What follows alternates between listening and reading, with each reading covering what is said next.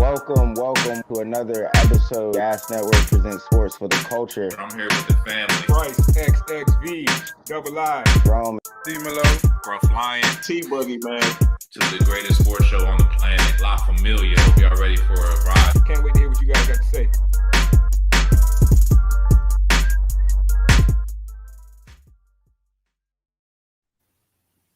What up?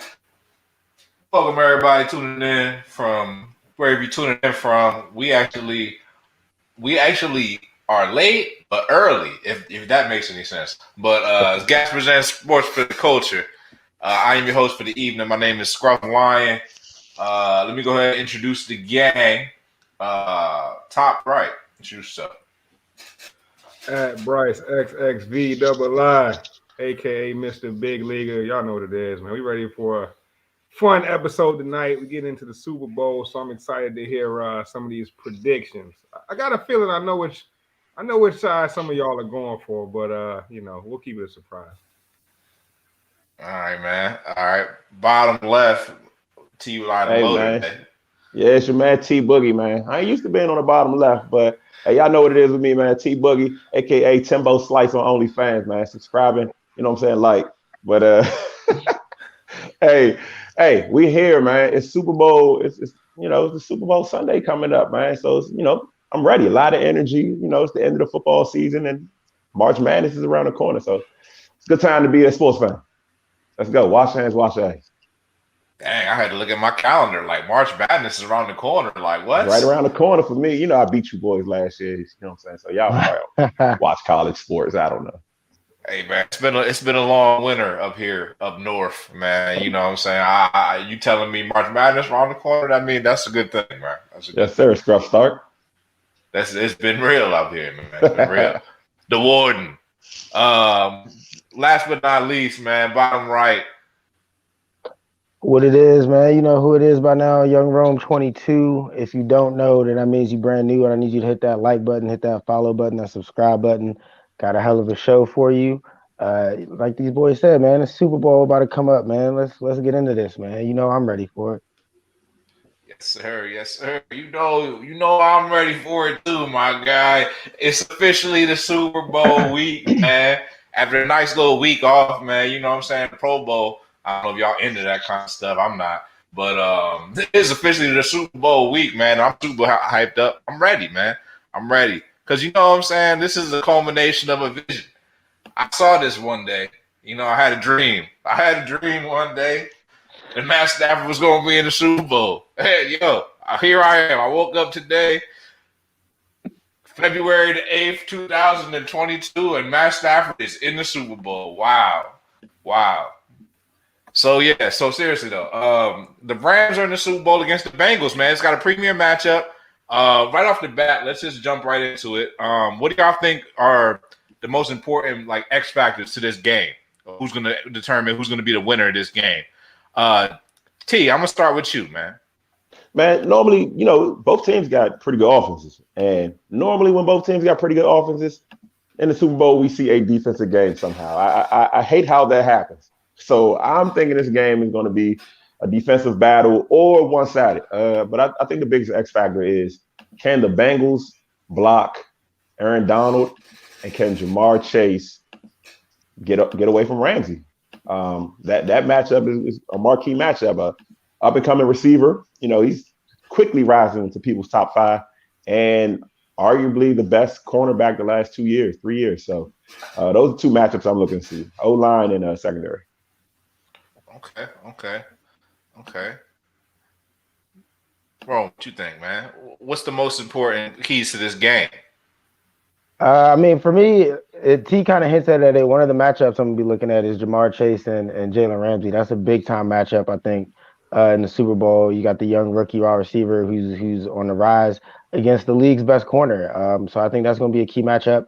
If Ramsey takes away Jamar Chase and Burrow's feeling the heat from Von Miller and Aaron Donald, who does Burrow go to? I mean, he's got a couple other guys, but they're gonna have to play big. I mean, this is the Super Bowl that we're talking about. But yeah, the biggest X factor, I think, and I'm gonna just get to it now, is gonna be Matt Stafford, man. Does he turn the ball over or not? I think what it really is going to come down to is this man going to be able to keep the ball in the Rams' possession, or is he just going to have these dumb turnovers where it's a head scratcher and he's throwing it right to him? Hopefully, there's no tarts, with the ball just bouncing off your chest in the Super Bowl. Hopefully, nobody makes that mistake. But yeah, if Matthew Stafford can't keep away from the turnovers, then the Rams are definitely in trouble. Okay. Not surprised you said that. Bryce, what's the biggest X factor to the game to you? Tough to call. T started off with Aaron Donald. And I feel like Aaron Donald's pretty much unblockable. I don't think anybody can really block Aaron Donald. But I do think if you allow Aaron Donald to start creating for everybody else around him, it becomes an issue. So I'm going to have my eyes on Jonah Williams, left tackle for the Bengals. I feel like Jonah Williams is developing into one of the better tackles in the league since he come out. I mean, Bengals offensive line doesn't get a lot of praise, but Jonah Williams been balling. He's been balling all season. So I'm going to keep an eye out for him, see if he can contain Von Miller. And if he can, the Bengals, that ups the Bengals' chances. I think on the other side of the ball, the Bengals are going to have to stop the receiving core of the Rams. I mean, Odell ate last game. Cooper Kupp's been eating every single game he's played for like 2 seasons now. So somebody got to try to stop those receivers, and we're going to see if Eli Apple is up to the test, man. I mean, Eli Apple he talked a lot of trash. He came at the Cheetah last week or the week before, whatever, after he got that goal line stop on Tyreek Hill, and he's shown up big. He's shown up big, but he has a history of getting beat, especially for long passes. So we'll see if he's able to step up to the task. I'm really excited to see that matchup. I mean, Bengals secondary has really been balling. Jesse Bates is like one of the better safeties in the league, right? I mean, and their linebackers can cover deep. Shout out to Logan Wilson. One of my favorite linebackers coming out of 2020 has really shown up for him big this playoffs. So I'm interested to see how that back end of the Bengals fares against one of the, if not the most explosive offense of the season in the Rams. Yeah, man, that was good. Good analysis there, Bryce. I always level-headed, man, with you. Gotta appreciate that. Nah, but seriously though, Eli Apple, the way you said his name, it just doesn't. It didn't sound like you had too much faith in the man. That's just all. Just my observation. I wouldn't say I don't have faith. I mean, I guess if you're going off his historically, I don't know if I have faith in him, but this playoff run with the Bengals, he's been playing well. And this is going to be a real test for Eli Apple. I mean, Eli Apple coming out of Ohio State, I believe, he was a top prospect, man. Like, I mean, I can remember it was some drama surrounding him because I think he made his mom his agent when he came out. That's kind of dope to me, right? I mean, you don't see a lot of players keeping in the family like that. And then there was a little more drama as he was leaving New York, and, it was a lot going on with him. Eli Apple's a young dude that's starting to put it together. And they're going to need him to show up because, like I said, he was on Tyreek Hill a lot when they played the Chiefs. They've been putting him against the best receiver on the other side of the field a lot of times. So he's going to get a lot of Cooper Kupp. He's going to get a lot of Odell Beckham. We're going to see if he's up to the task. Not like they got other corners too, but I'm really going to be keen in on Eli Apple. Yeah, I feel you though. I think it's going to come down to the corners and the receivers. And I think it comes down to the Ram receivers. Like, if Cooper Kupp, if they can contain Cooper Kupp, like they might got a shot. You know what I'm saying? Like, I don't know, but I just don't see that happening. But it's gonna be very interesting, man. He said he's Michael Black. Oh man. But hey, I noticed something, man. I watched some of the coverage leading up. I don't really watch too much coverage these days, but I watched some of the coverage leading up. And something I stressed to you guys about the Bengals on the show, y'all guys kind of laughed at me. Tried to tell you, Joe Burrow, a part of what he does is he's cool. He's a cool guy. And that's all the coverage. That's everything I've been reading. Joe Burrow, everybody loves him. He's cool. He's relatable. He's personable. And that goes a long way. So, I just wanted to throw that out there because I know we're not going to roll the tape. But I do think he's a little out of his depths. Remember, I told you guys, playing in that college championship I thought was bigger than the NFC or AFC championship. I still do. But that college championship is not the Super Bowl. The 2 weeks leading up to the Super Bowl is crazy. It throws you off your routine. You got media day, your family, your friends calling, the girls calling, you're getting the DMs. The Bengals are a really young team, And the Rams are a team of guys that kind of need this Super Bowl win to solidify their careers. I personally think, man, and I know we're not doing predictions, but I personally think this is what's a good ugly. Not yet. All right, I'm jumping again. Oh, no, we're definitely going to do predictions because we've been predicting this the whole time. Feel me? I've been predicting stuff since the beginning of the season, and Rome started predicting stuff 2 weeks ago.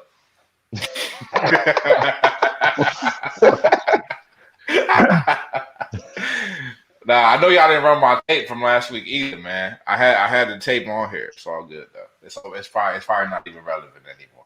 But nah, man, we was talking a lot of ish talking going between both sides here. You know, did anybody want to get any last words in before we get into the? We're gonna do the scoring predictions. Matter of fact, yeah, we're gonna do scoring predictions. We gonna do scoring predictions first, or we gonna do the betting props first? Okay. I'll hold off on the. Before we get into the predictions, I'm kind of, maybe I'm jumping the gun again, but I'm kind of curious to see what the fellas are doing for the Super Bowl. Am I jumping the gun again? Nah, that's a fair question. I'm kind of curious, what's the Super Bowl plans? I mean, you know, this is a national holiday for guys like us, so what's going on? I already took off Monday. Yeah, you know, I'm with you on that. That's a power move. That's a power move. Anytime you could take off the day after the Super Bowl. So I got off on the Super Bowl and the Saturday.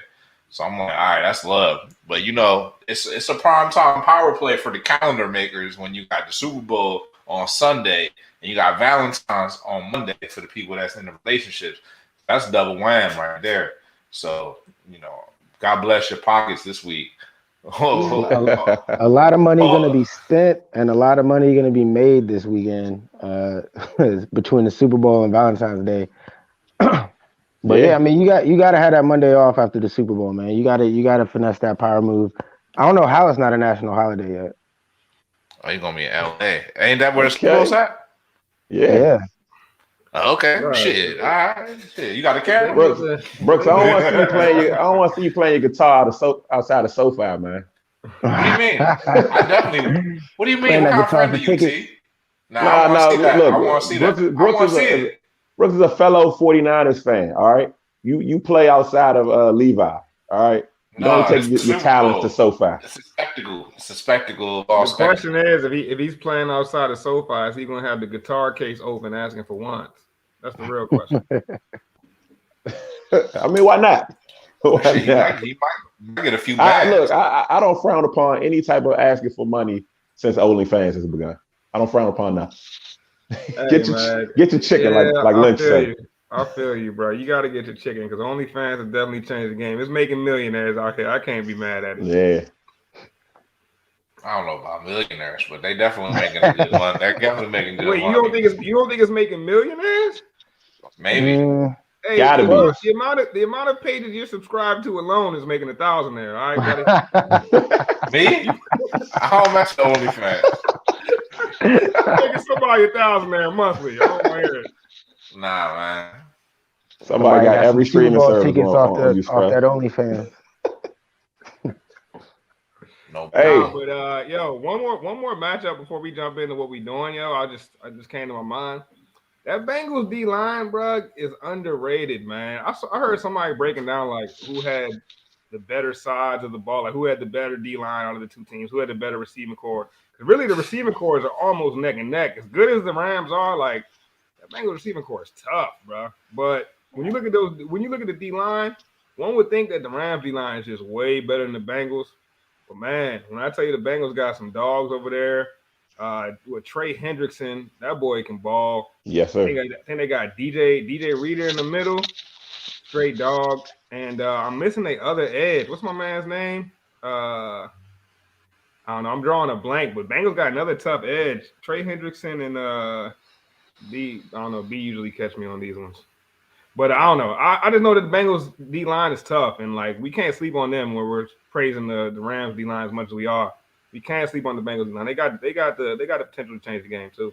Well, yeah, I mean, definitely. If you can get after Stafford, that's kind of the 49ers blueprint to beating the Rams. If you can, you know what I'm saying, move the ball and get after Stafford without having to send extra bodies and can help on the back end, you got a good shot. You know what I'm saying? Unfortunately, we couldn't cover on the back end, but I mean, couldn't catch the interception that would have changed all this. But I digress. Sam Hubbard, the guy his name I kept forgetting. Sam Hubbard's a dog. Nah, Bryce, I hear you. But I mean, in all honesty, it's the difference from good to great, though. Like the Bengals' defensive line is good, their receiving core is pretty good, but the Rams, on both those fronts, they're great. Like Aaron Donald, Von Miller, you know what I mean? Like it's kind of comparable, but it's not too comparable. I mean, if we're looking at this game on paper, the Rams should kind of run away with it.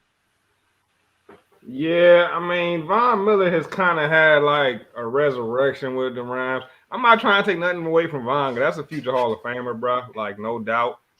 But I think he's benefited playing with yes, sir. playing with Aaron Donald, playing with those other dogs on that D line. He's a better run stopper, in my opinion. That was the plan. Yeah, and those Bengals guys, bro, they just unheralded right now. Like Sam Hubbard been a dog for a couple seasons now. Trey Hendrickson, man, dude is tough. And I think those interior rushes they have can really get after it. I mean, DJ Reader been balling all playoffs, so we gonna see. They mix a lot of blitz packages up too with Logan Wilson. It's gonna get interesting, man. It's gonna get interesting. But let's keep it pushing to our player props and our what we doing for the Super Bowl. I know I don't got no plans, man. Somebody hit me off with the Super Bowl plan. Where the Super Bowl party at? Who cooking? Who got the chili on deck? Who got the what's our other Super Bowl foods, man? Who got it for me? Because I'm trying to be in the mix, man. You gotta have wings. I'm saying you gotta have the wings. But I'm cooking. I don't know what's on the menu yet. I do know wings on the menu. I'm not sure what else I'm gonna do, but like I'm for sure cooking. I've cooked all the way through the playoffs, so it's time to go big now. All right, bad. What kind of wings you gotta have, bro? Save me a hot probably standard fried. Then we got lemon pepper, and I'll probably do some ranch.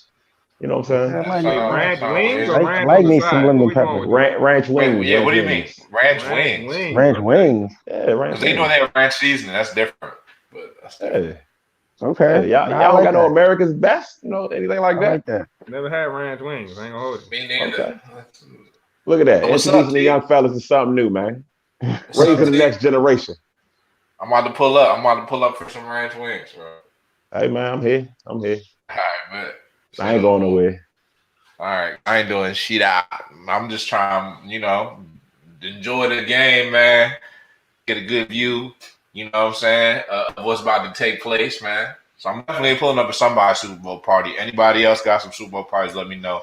I'll hit you on the slide. You feel me? But yeah, man, it's gonna be a beautiful Super Bowl, man. Obviously, it's like a Super Bowl. It's like the biggest bet in the holiday of the of the year, man. So also, if anybody knows anybody that works the NFL, let me know, man. Because one of my favorite prop bets is the what color the Gatorade's going to be. They're gonna dump on the coach, because that's a real good bet. So because if you got an inside man, then you could probably get that off. But there's so many different Super Bowl prop bets, man. So honestly, it's like a great time to just go ahead and put a couple out there. You know what I'm saying? At this point, you know what I'm saying, I'm giving up half my checks. Yeah, we talk about damn Nelly. Hold up. Yeah, we got some comments. What is that? We got some comments. I've only heard about it. You know what I'm saying? Look, I was just before we got on. My old lady was asking me about this, and I just saw the footage, so to speak. So I mean, if y'all want to talk about this right quick, I don't know if Scruff or Bryce, if y'all heard about what happened to Nelly today, the rapper. Let's shift gears, man. So So Nelly had a little slip up earlier today on his Instagram, where he posted a video. Like a slip in. He posted a video of a young lady servicing him, with her servicing like a drive-through window, like a car wash. I mean, it could have been drive-through, but I think there was at the crib. More like a car wash. Yeah, my man posted the video of Shorty doming him up, man. Just all on IG, all on his story, just everything out. She just slobbing on it all. Yeah, allegedly an accident. That's one hell of an accident to have early in the morning or whatever time it was. Bro, But that's the worst form of butt dial in the history. Like, imagine pulling out your phone and like all of a sudden you just realize that you posted something like that. There's no hey, way that's accurate, bro. the comments were crazy. I saw somebody said she was going down, baby. That's Tip drills, detailing. Hip Hey, drill, go all ahead. of it, bro. I mean, it wasn't. Look, if that was a car wash, I like the ultimate. That wasn't the ultimate. That was that was a $7. That wasn't the That was a $7 wash. That wasn't the wash, the wax, the coating. It wasn't the premium. It was not. It was not. But you know what I'm saying? Rome. I just heard about it. And apparently women have been basically saying, talking about my man's size, calling him a shrimp. Like according to my wife, the reviews wasn't like super positive with Nelly. The comments were not in Nelly's favor. Yeah, so I personally don't think that's an accident. I think he probably, thought, he was larger than life and tried to drop that. Like, cause how do you accidentally post to your story? You know what I'm saying? Like, you have Instagram open and then one of your videos, because if you go to hit the post button on Instagram, first thing that pops up is most recent pics and videos. So if you got some recent stuff that's risque, it's right on there. It's right on the recents, bro. Very easy. So you intend on posting something, but not that, and then somehow Perhaps. you what? I don't know. I think this is some sort of he might involved, right? He might got an album coming out. This might be some that's sort exactly of. what I was about to say, bro. You got an album dropping like in 2 weeks. We're gonna see the Where Rome go? The Air Force One's 25th anniversary or some shit. Rome said I got to see it again.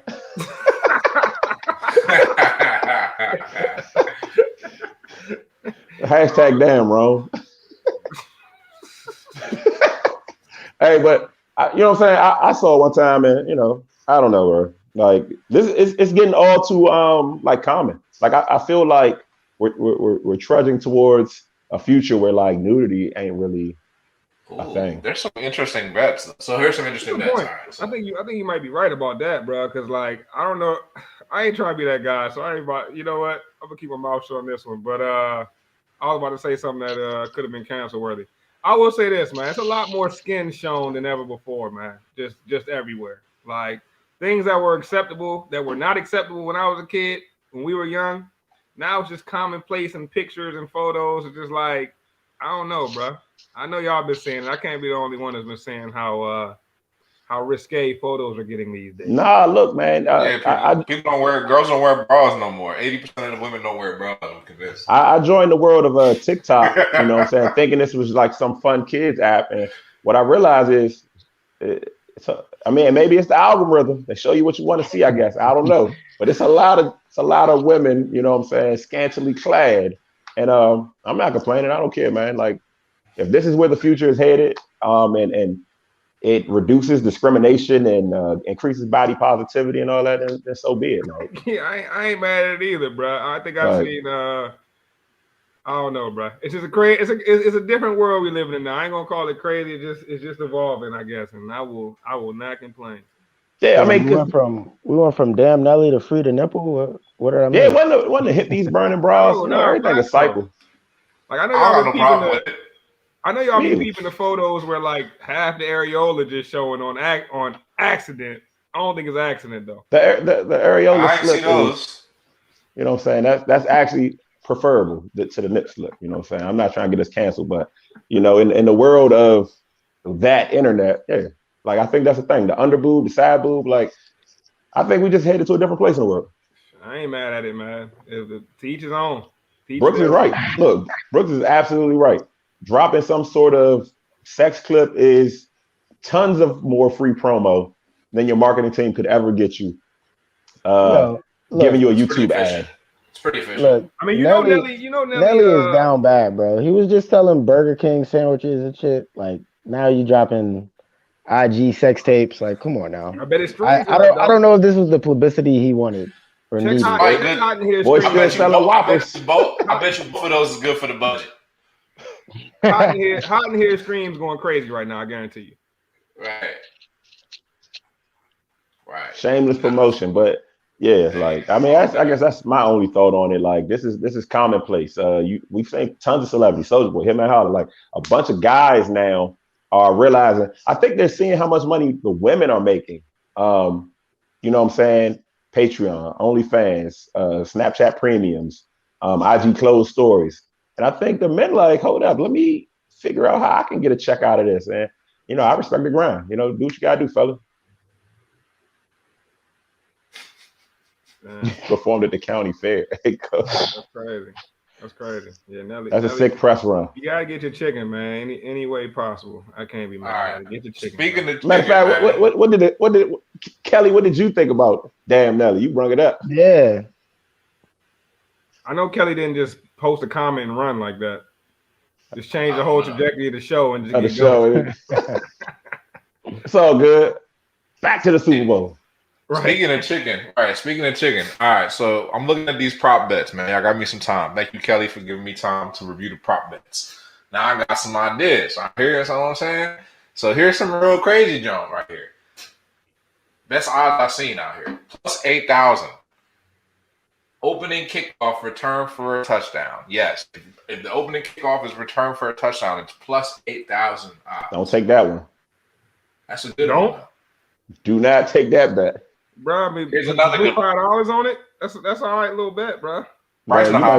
You might as well give me the $5. I'll give you $250 back.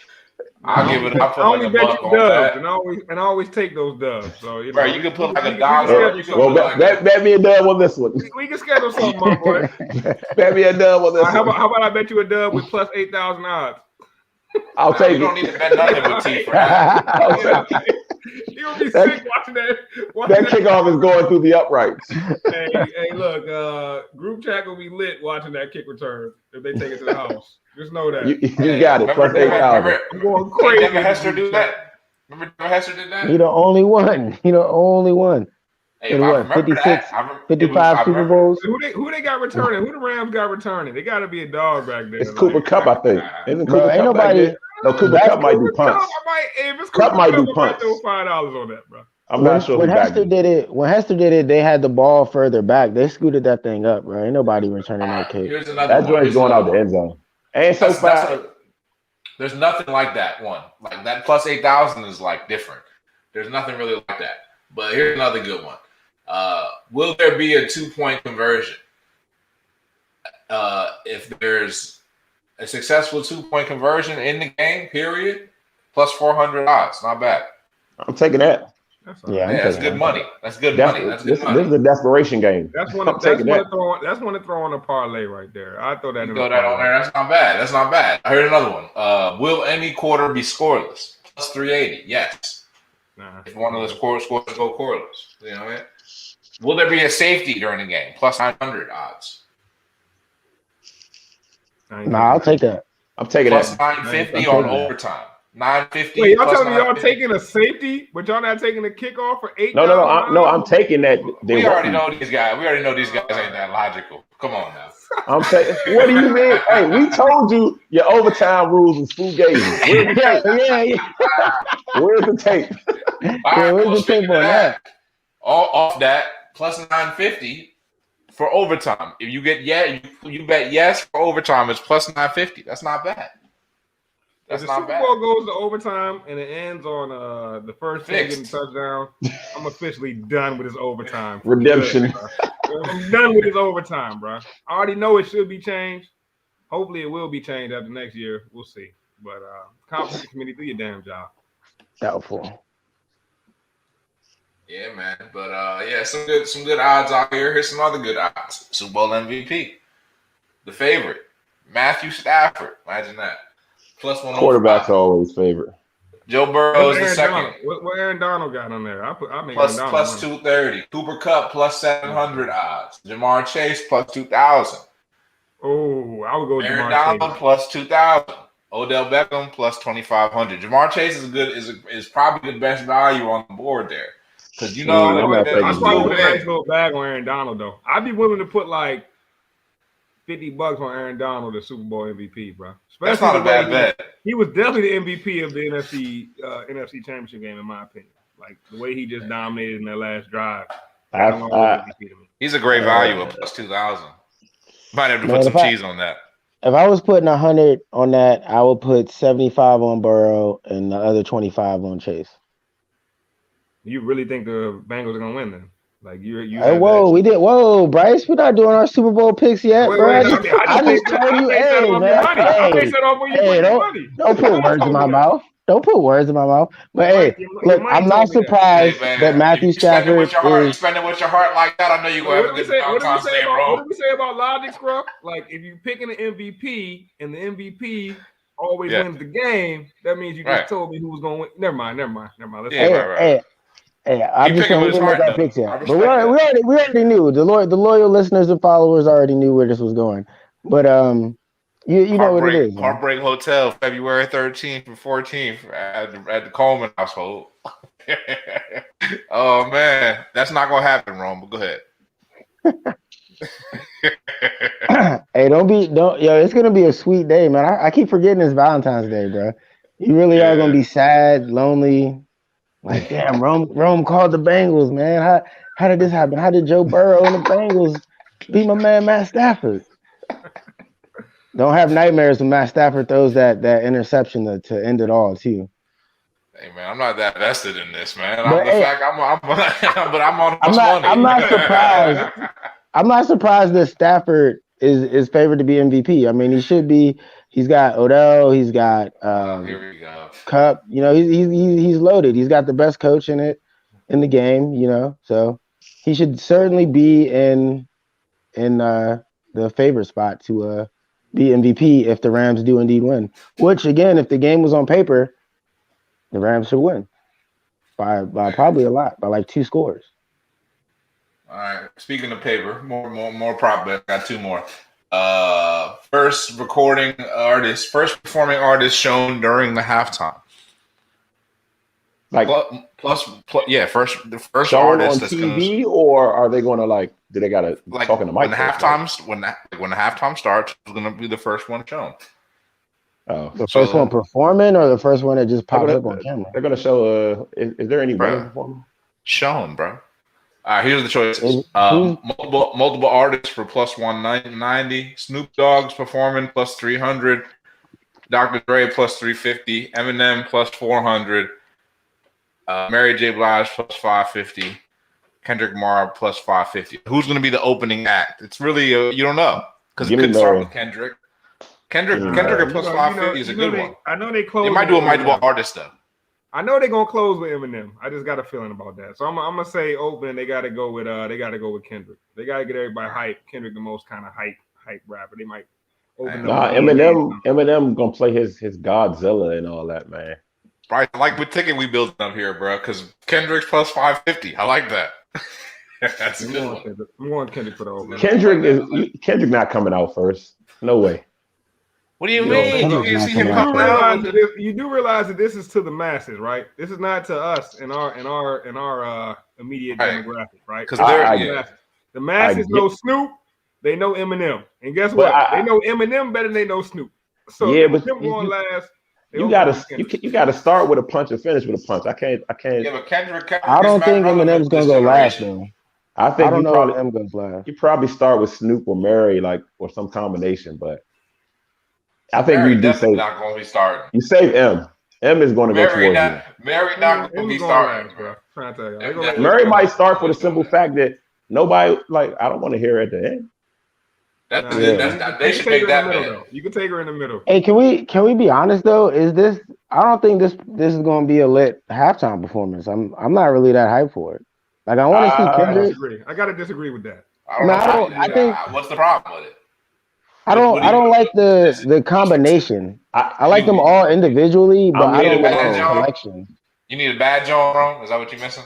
Because I'm looking at I don't see nothing. I don't like the collection. I don't like the collection of people. I think it's a random collection. Nope. I think they could have. I feel like they could have brought more. Mary J. Blige is in West Coast. Eminem is Dre's artist. So yeah, I don't get how Mary fits. Yeah, I don't get how Mary fits. I don't see it. I'm sure they'll figure it out. Yeah, good point. And Mary, you know what I'm saying? Mary's a legend, but I don't get how she fits in this equation. I honestly don't see I how don't know M fits either. If you look at it, Yeah, I dog, don't see how Eminem she fits either, man. fits. No. Hey, Look. I get that I know how Eminem she is. fits though. I get it. I know how she fits because she's on Power, and that's 50 Shep. So it's synergy. hey, look I like at Murray each as an individual actress. though. Each individual doesn't really fit. Like M, How does Yeah. Dr. Dre fit? he don't fit obviously because he white, right? What do you Kendrick mean? don't fit because he No. younger than everybody. M fits the most. Mary don't fit because like she's soulful and everybody else is just a rapper. And Snoop the only one that like fits through and through. I mean, like Snoop and LA. M make. But that's what I mean. That was my point. Like I like them all individually, but I just feel like this is a random collection of greats that they just threw out there, thinking it would be perfect. But I mean, I think it'll be a decent performance, but we'll see what they do. I think Snoop has songs that Kendrick probably knows by heart. So I get that. And Snoop has super pop songs, Drop It Like It's Hot and things like that. He has really, really pop songs. Eminem has really main. They did hit that. So we get drunk. We're not gonna. They are not playing that in the Super Bowl. What? Out of all the Snoop songs, What do you mean? this is That's all for over to everybody. y'all. That's This is all all not over for to y'all everybody. music. Hey, this is That's all not for everybody. This is what they're catering to, yo. Like, Mac and Devlin. Play that on second thought. That's my world. No, all you gonna hear is that squeak. Yeah, That's what they're gonna play from Snoop. That would be. See, they're gonna play like "Forgot About Dre," like Eminem and Dr. Dre, or they're gonna play the next episode. It's not the performance I'm looking for in 2022. No, Eminem will play that Godzilla joint where he's rapping super fast, bro. Yeah, they can play that. They probably will play that for his own little set. But again, that's not what I'm looking for. You know what they should? You know what they should hit off? They should hit off. They would have been better off with Jack Harlow. Leaves weak all spaghetti. 8 Mile. Rock with like the last like 3 or 4 hours shows, bro. Like I really haven't, bro. Well, wasn't Bruno all right? I feel like Bruno did all right. Bruno was overrated. And then wasn't the weekend? Wasn't the weekend one of them? The weekend. I thought the weekend was okay too. That might have been the best one. Was the weekend? That was decent. But then like a couple years before that, they just had some random like rock bands, and I couldn't give 2 shits about. I don't know. Man. I feel like this is the best lineup they've had in a minute. So hopefully they do it right. We'll see.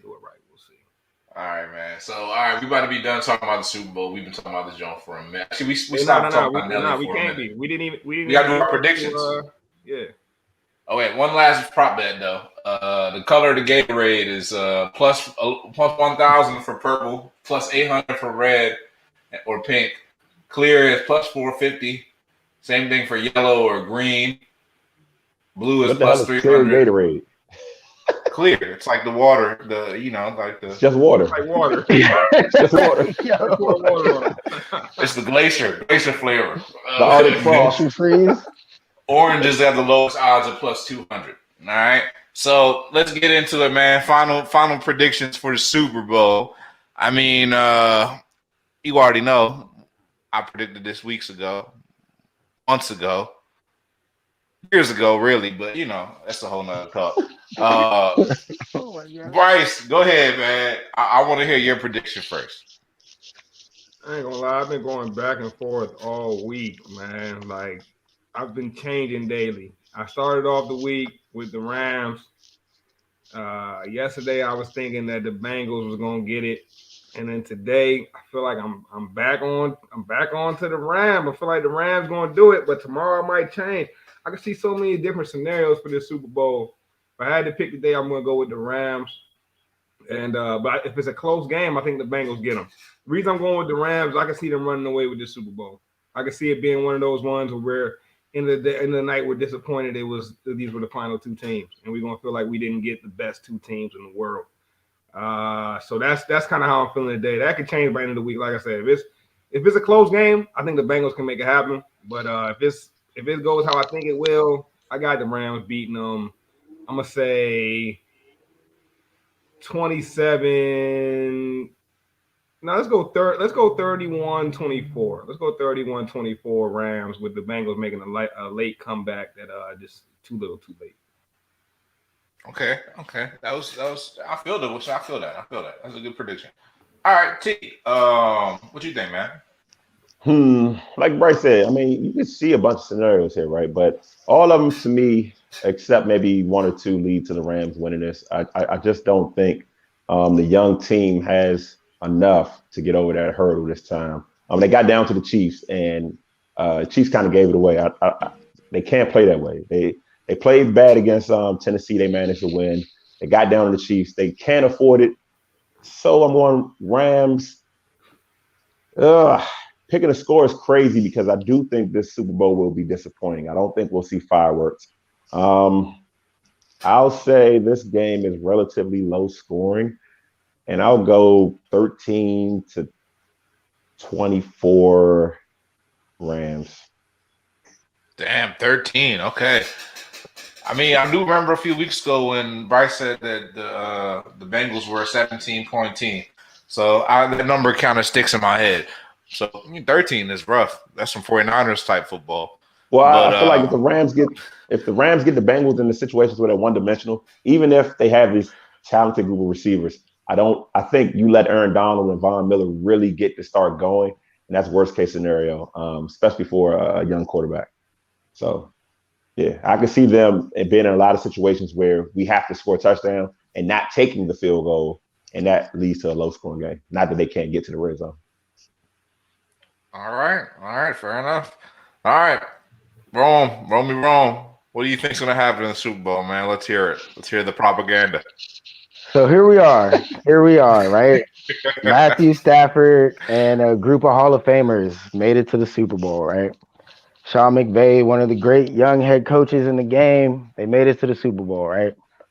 So, I mean, why would I not pick them? I mean, all you fellas just did. Bryce just picked them. T just picked them.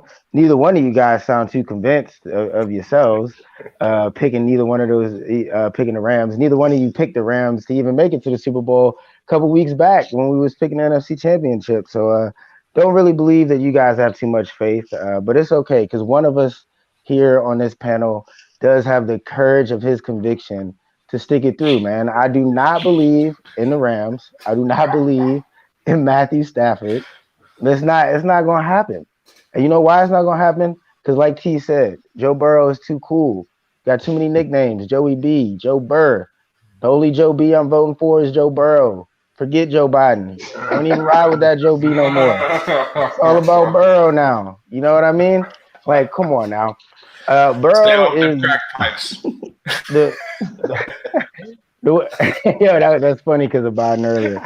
But the way I see this game going down, man, it's kind of like how T said it, just with a different score. I think it's going to be low scoring. I think Stafford and the Rams offense is going to sputter. Do you guys remember what happened last time McVay was at this stage? His offensive genius, it came up a little bit short. They didn't put up too many points. I don't think it's going to be too different this time. I think Stafford's going to have a little bit of the jitters. He might choke a little bit, as he is known to do. He'll probably definitely give the Bengals a couple opportunities to get back in the game. Jesse Bates and them boys. I don't know about Eli Apple. I don't expect him to step up. But Jesse Bates and the rest of them, somebody's going to get a ball from Stafford. They're not going to drop it like Jakari Tart or Pop Tart or whatever, toaster strudel, whatever, bro. Like, I'm done with my man after that drop because Stafford shouldn't even be here in the first place. So sorry for the disrespect. But look. The Bengals by a score of 23-20 in overtime after they win the coin toss. Wow! So all this sloppiness in the bench. Damn coin toss got us again.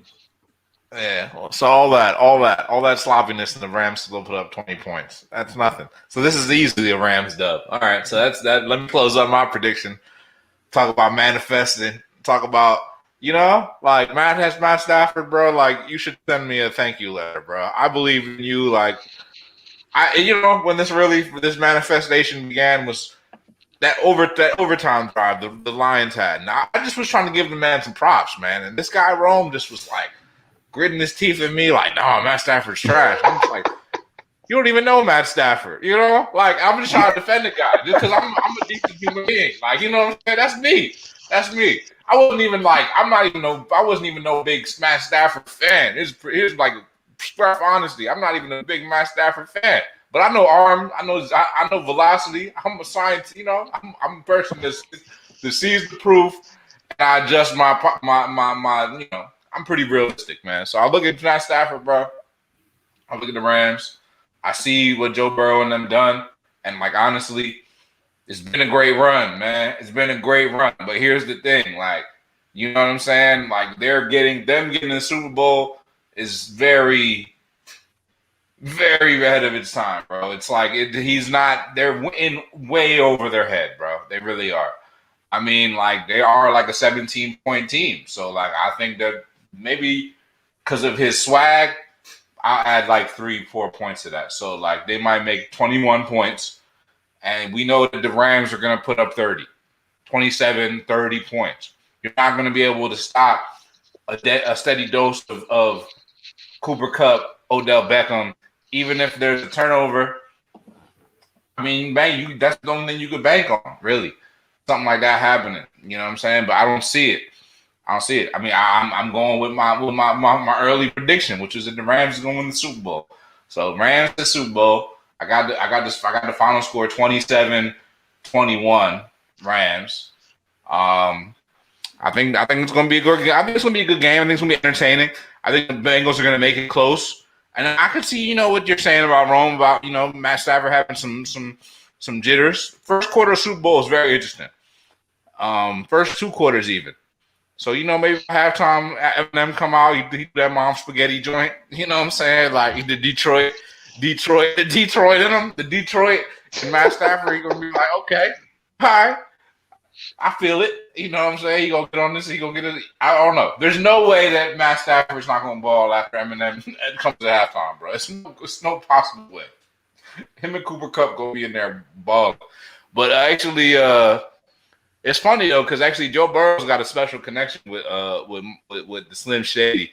So apparently, his senior year at high school, everybody on the team dyed their hair blonde, bleached blonde, and they was all on some Slim Shady ish. And now Slim Shady's performing at the halftime show. So I don't know whoever's going to get charged up from the Eminem performance. Really, that's the X factor, is the Eminem performance. Isn't Joe Burrow from Louisiana? You don't gotta be from. It doesn't matter where you're from, bro. Eminem was hitting people everywhere, bro. A bunch of blonde country guys. Especially people in Joe Burrow's demographic, respectfully. So I got a question about Joe Burrow, right?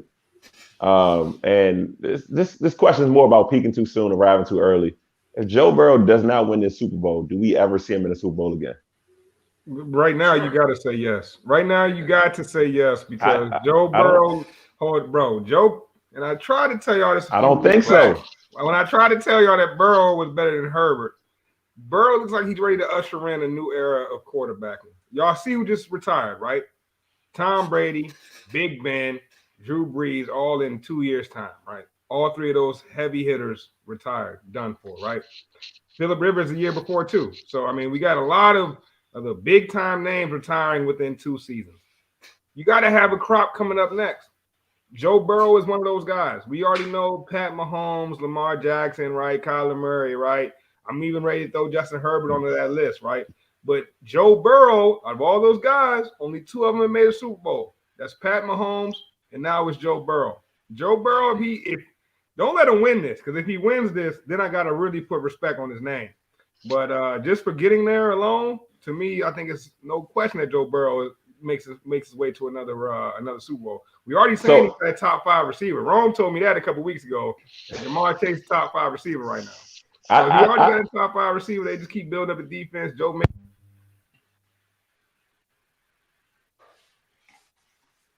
I think we lost Bryce. Bryce. Yeah, I think we lost. Oh no, he might be still there. Talk, Bryce. We lost his mic. Oh, he lost his mic. Yeah. No, but the reason I asked that question, fellas, is because I feel like for all the reasons Bryce just said, is the exact reasons he won't be back if he doesn't win. Because you do have Justin Herbert, you do have Patrick Mahomes, you do have Kyler Murray, you do have Lamar Jackson in your division. And I really think this is a situation that, you know, there are quarterbacks that get there and you never see them again. Hasselbeck. You never saw the guy again. Like, it happens. So, you know, So Those guys- those guys- that's a fair question, T. But let me Jimmy throw it to G. you like this. Who in the AFC do you see getting there if not Joe Burrow? well, you know, Because there you is a guys long list. There is a you long guys list. might So. you guys might tell me Justin Lamar Herbert. Jackson, but I would tell you that Mahomes Derek is for Carr. sure. Mahomes is for sure going back. He's for Hey, sure but think going about back. it like this, bro. Burrow is only in his second season doing this. I mean, Philip, you named Philip Rivers, and he's never been like you put him in that group with Right. elite. He never got there. Right. no, Never. facts. I'm Never. not, Well, I'm then not, the real I'm not question trying is to which. say- I was just saying about the quarterbacks we lost. We got to have some other ones coming up, right? Right. But every other name that I listed had been there. You know what I mean? Right. So Phillip Rivers was the one that hadn't been there. So are we saying that Joe Burrow is going to be the one out of Pat Mahomes, Joe Burrow, Justin Herbert, and put whoever else you want that's not going to go? I mean, I don't think so. Josh We already- Allen. no, I think you're missing the group. See, I think the quarterback that you're think you're missing thinking the of group. that's not going to make it in the AFC is Josh Allen and not Is him. Russell Wilson not still in the NFL? Whoa. So you're No, saying he is. so He's made- wrong. he's made one. Are we starting a new hate campaign on Josh Allen? Are you telling me Josh Allen's never gonna make a Super Bowl, wrong? And you say I'm the narrative and spin king. You hopped on that. You pounced on that, bruh. Like my I'm just damn saying. cat. Like you just pounced on that, bruh. No, but in reality, though, and to answer T's question about Joe Burrow, man, the thing that gives Joe Burrow a slight advantage is the fact that, it's on his resume. It happened, right? He's been here at the Super Bowl, right? The other dudes have never been there. And the fact that he's been there, and the fact that these games, think about the games and the Super Bowl and the playoffs is there's only a certain amount of them, right? There's rare opportunities to have them. And you have them, you're kind of, that's a level of experience that someone else can never attest to. Like, that's one thing about Matt Stafford this run. He's never been there. So he doesn't know any of these. He doesn't know what it feels like to wake up and go to an NFC Championship game. He's never felt that before. He's never experienced anything like it. You know what I'm saying? Super Bowl either. So the fact that Joe Burrow is young enough that he's already got a chance to experience it, it's going to give him definitely an advantage over the rest of those young quarterbacks because he has that experience now. So I would say he comes back. But that's what I was trying to tell you. There's still another group there, right? Those are the young guys, right? I don't think that's the group that automatically replaces Brady and Rodgers and Breeze because you do have Stafford, right? That's we know can pass the ball, right? We do have Russell Wilson. Is there any other guys that I mean? I don't want to throw Derek Carr's name in there, but like Jimmy G is showing himself to be a winner. If we're throwing Garoppolo's name, we can throw Carr. You can't say I don't want to throw Carr and then throw Garoppolo. He was on a good little roll, and then he just you're talking about a guy that's been to one Super Bowl, has a ring, and has been to 3 NFC championships. Tom Brady gifted ring. Hasselbeck. Hasselbeck. You talking about Hasselbeck? He more like Dilfer. How about this? Every season that Jimmy G's played 15 games, he's been to an NFC championship. That's more than some. That's more than some quarterbacks will ever say. Listen, that's a cool story, bro. It's a cool story, bro. I'm not putting him in there with those names. I don't care how you try to frame it. If that was Carson Wentz's story, this would be different. If this was Jalen Hurts' story, if this was Taylor Heinicke's story, it would be totally different. And guess what? Though? Like, at the end of the day, I'm with you, T. I'm with you. Jimmy G is all right, but if you're throwing him in there, you got to. Deshaun Watson's still in the NFL more or less. Like there's still guys that fit the profile that you just created, bro. They're not getting replaced, bro. They're not drafting quarterbacks for them. All right, just stop, bro. Like, no, I get what T is saying, but like, you think they're not drafting the quarterback for Lamar Jackson? What I'm saying is, bro, T, what you're saying, I could easily say for the crop of quarterbacks when they were coming up. Like when Tom Brady was coming up, I could have been like, well, Kurt Warner's still in the league. Brett Favre still in the league. Kurt Warner did go to what? 2 championships? And you're proving my point. I could do this for every crop that comes up. I could be like, well, Russell Wilson's still in the league when Joe Burrow's coming up. Or the same way I could say Kurt Warner's still there when Tom Brady's coming up. My point is there's a new crop coming up. I'm not disregarding the old crop.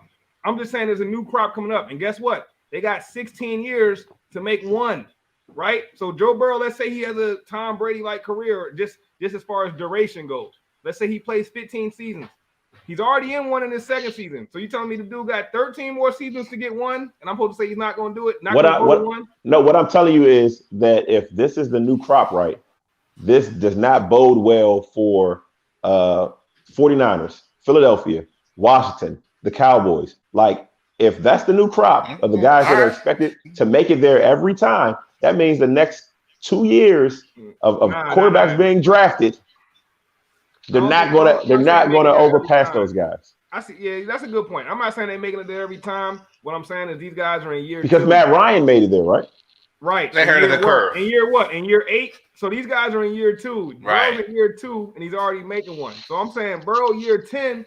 Who knows what kind of beast we got? Like, you know, and let's not forget, Burrow got hurt halfway through year 1. So really, he's not even nowhere near full capacity yet. Who knows how many more stages will unlock to Joe Burrow?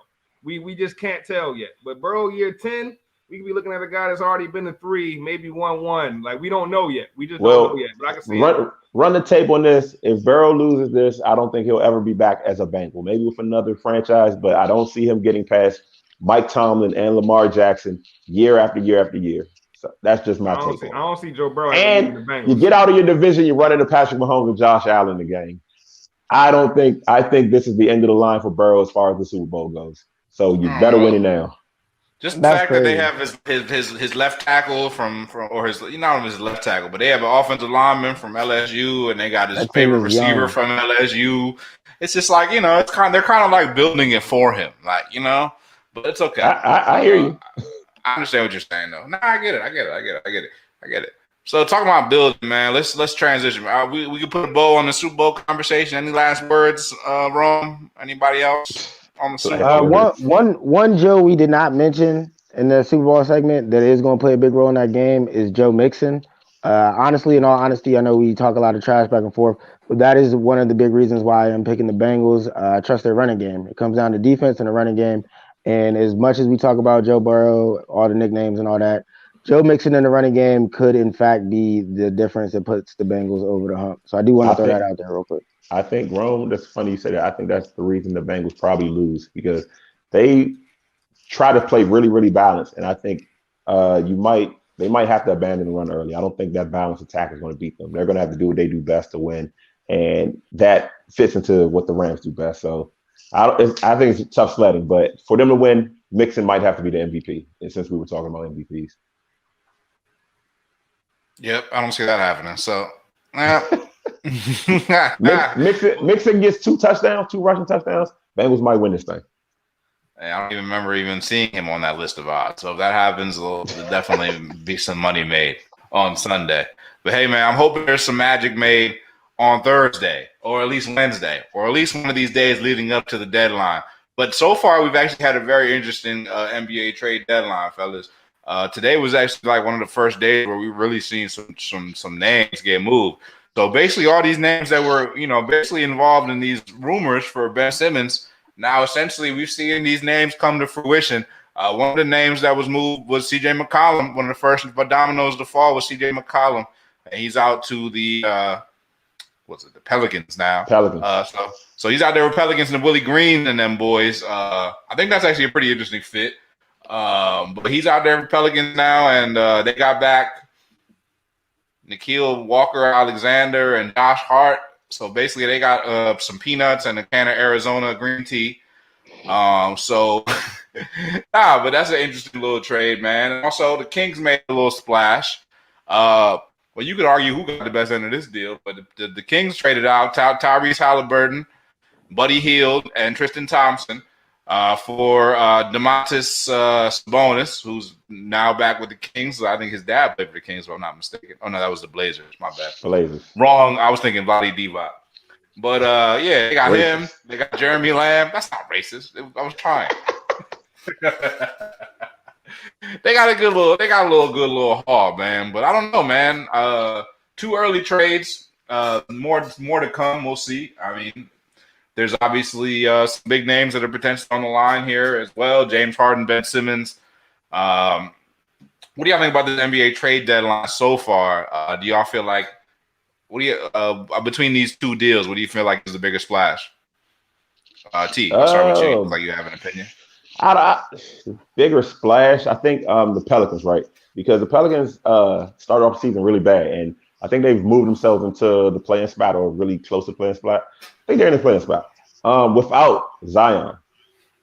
And I do think Josh Hart and CJ McCollum are two different types of players, but I think McCollum gives the Pelicans more of what they need. They need a guy that they can go to for a bucket every time because Ingram's there, but I like Ingram at the one on this team, honestly. I like him being more of, point forward and facilitating. You bring Zion back, and this is a team that you might not want to play in the playoffs, but who knows if Zion will come back. Even without him coming back, it's still a tough team because they got a lot of pieces of guys that can really, really play basketball. And Portland, I just feel bad for Dame. Loyalty to a franchise, while respected, it looks like it doesn't get you a whole lot. But they have the money now to go out and try to get a guy to come to Portland. I don't know if I'd go to Portland. I've never been. Shout out to people from Portland, but I probably wouldn't go to Portland. You know what I'm saying? But they have the money to go get some assets. So I think that's a fair trade for both. I think New Orleans probably wins because they're better immediately. And then you got the Kings and Pacers. Bad teams trading a bunch of assets, trying to mishmash pieces together and make something happen. A lot of people like Tyrese Halliburton. A lot of people really love him. And obviously, Indiana has to, because if you think he's worth moving Sabonis, that's crazy to me. But I'm not as big on Halliburton as everybody else. I'm definitely not big on Buddy Hield. So I think the Kings win that trade. I think Sabonis is more valuable next to Mark Bagley and the gang. I think the Kings win that trade. It's a toss-up. I agree with that. What you said about the two teams trading mismatched pieces is very accurate. Yeah. So I don't know, man. I don't know. That's good. That's a good accusation. But I like that. I like that. I like the Blazers. I think the Blazers trading TJ is just craziness. And I don't know what's going to come of that for Dame Lillard. Because I don't know how Dame Lillard could possibly look at that roster and want to play, want to come back or feel like some sense of like we're going to win a championship with that team. Because I just don't see it. And who's going to come to sign in Portland? Dame needs to force his way out, man. Try to make your way to LeBron. Yeah, but I don't know. See, that's the thing. And things are changing in the league. And, LeBron is honestly, personally, I've saying for years that playing next to LeBron isn't exactly what you think it is. So be careful, what you wish for, trying to play next to LeBron, because it comes with like a very limited bag for you to work with. And it comes with a whole bunch of scrutiny as well. So I don't know if that's exactly the ideal landing spot these days. Dame time is built for that, baby. Dame time is his own type. He's his own type dude, man. So that's what LeBron needs. I think Bron needs Dame more than Dame needs LeBron, but that's a different subject. Y'all boys so programmed. It's so sad, man. Oh man. Program. Why is everybody got to go to play for the Lakers? Like what the heck? Like there's not 30 franchises in the league. Because LeBron needs that extra guy, right? Him and Anthony Davis can't get it done. Westbrook isn't working out like I figured. Dame actually fits. Dame has the personality to come over there, and he has the ability to take the scoring load off of LeBron. Because LeBron can't play it every night. He's not young anymore. He can't in and out every day. No, he has to load manage. Dame could really still play and still get it done. And LeBron likes to pass in the clutch moments. Dame likes to shoot in the clutch moments. The match made in heaven. It's the closure that LeBron is missing, man.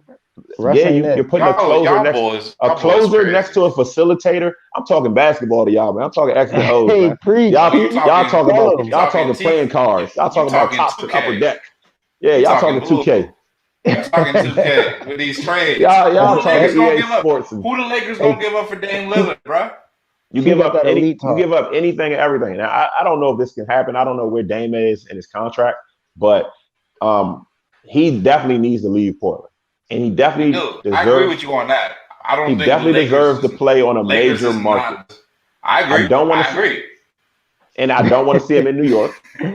I don't want to see him in Miami. What about Philly? That's not a major market. That's not a major market, my guy. Mid-major. That's not a mid-major. Bro. Come on, man. Philly. They're known for the Liberty Bell cheesesteak and state property. You better have some respect. Better have some respect for your founding fathers, man, because this country was created in Philly. That's like a Butler or Gonzaga, mid Tennessee State. You know what I'm saying? It's a mid. I don't want to see Dame and Max's.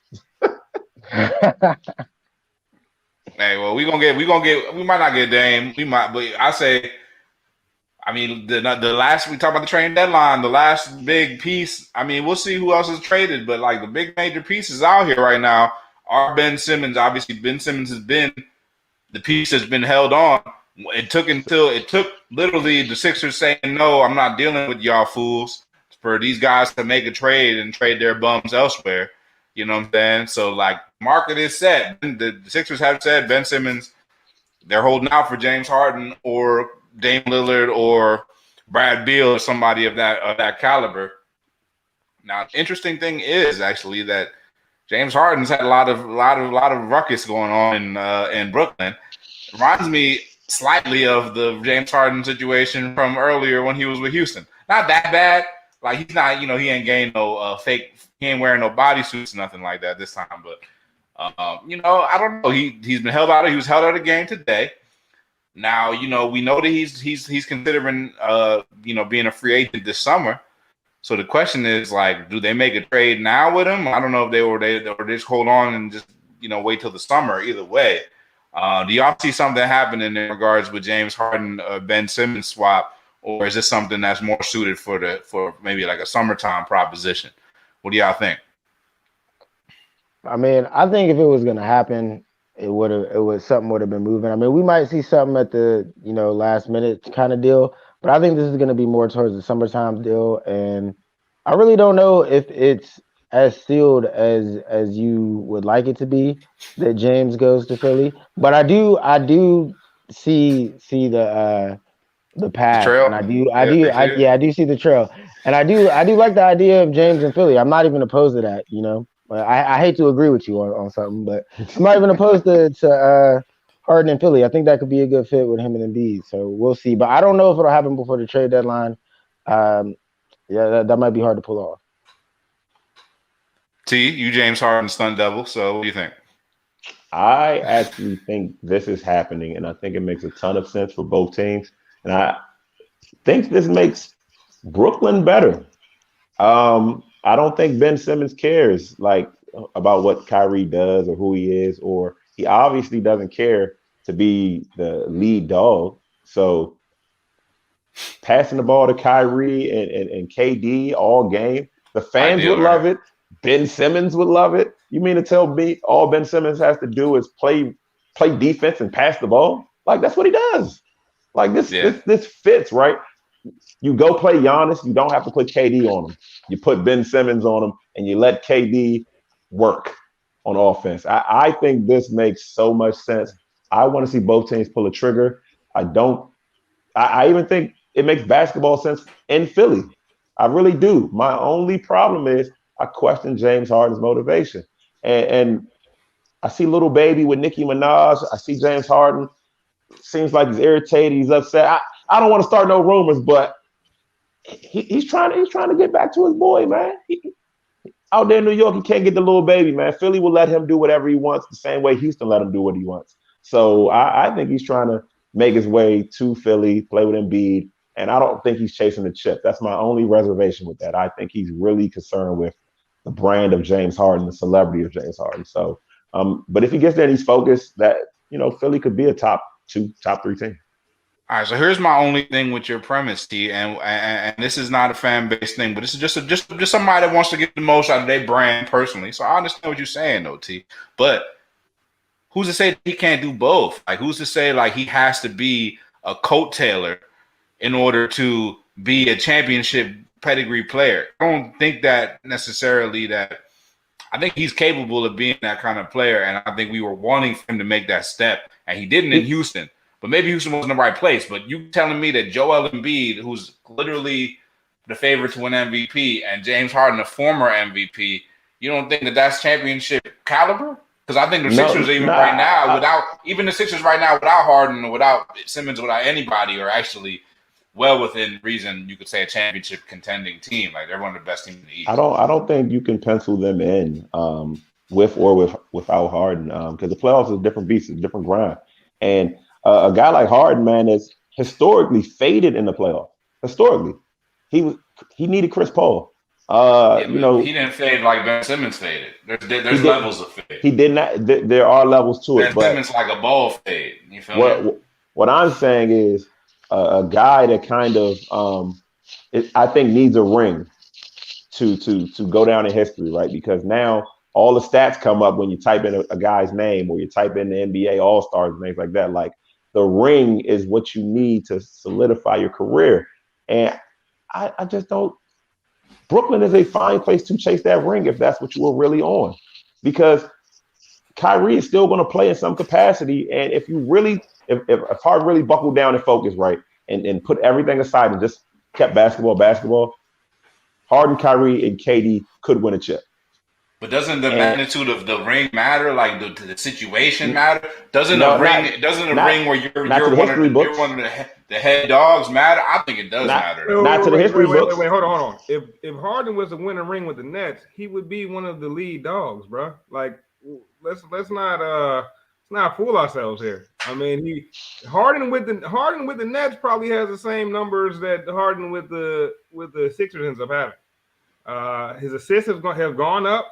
The points have dropped a little bit. I mean, he's still averaging he was still averaging over a dub last year. I don't know where he's at now, but I think Harden could put up like close to 30 a game with the Sixers. You think he could put how much up? Close to 30, close to like the Houston How's numbers. How's he gonna put up 30 a game if Embiid's averaging 30 a game? Because they both you're not about to have two 30-point scorers that need the ball for 60. Harden takes a lot of shots, man. Yeah, it don't work. And you know, a lot of people. Honestly, I feel like a guy like Dame would probably be better for the Sixers than a Harden would, because not only does Harden take a lot of shots, but when he was dominating in Houston, like a lot of those shots were not rhythm shots. You know what I mean? Those were dribble, 4 seconds left on the shot clock, step back three. You know what I'm saying? Or they were, I'm using the whole shot clock to create this assist for my teammate, right? They weren't like in rhythm buckets. They weren't like pass, hockey assists. Like it wasn't that type of basketball he was playing when he was in his quote unquote stats prime over in Houston, right? Now he's had to transition his game a little bit with Brooklyn. And I thought last year, I mean, I predicted Brooklyn to win the chip, especially how they were clicking like at that midpoint of the season when he first came back. The question is, if we talking about Harden leaving during the summer, like we saying it's not going to happen because there was a lot of reports coming out. Scruff was posting them all day in the group chat that their trade was about to go down and no triggers got pulled. So that leads me to think that Thursday might pass without anything happening. And if that's the case, it all matters how the rest of the season ends for the Nets. Because if he doesn't get traded before Thursday, I don't think he ends up on the Sixers. That's worst case scenario, Bryce. I agree with you. If this thing gets strung out and Harden has a ton of options, I don't know if the Sixers acquire him. Right. Because now when they're the only option, it makes sense. But if he gets to an off season where now all these teams are putting packages together, who's to say the Lakers don't put something together and try to go after him? Who's to say like there's gonna be a lot of different teams that are covering those talents, and I think for the Sixers it's now or never. If they don't get them right now, I don't think it happens in the summer. Interesting. All right, very interesting. I mean, very interesting. We shall see, man. I'm staying by my phone, man. That's all I know. I'm tired of these fake Twitter updates, though, because they be sending the fake Jones up. I think they're holding them out. I think this one has a lot of details to hash out, because you don't want to get Harden and then he walks.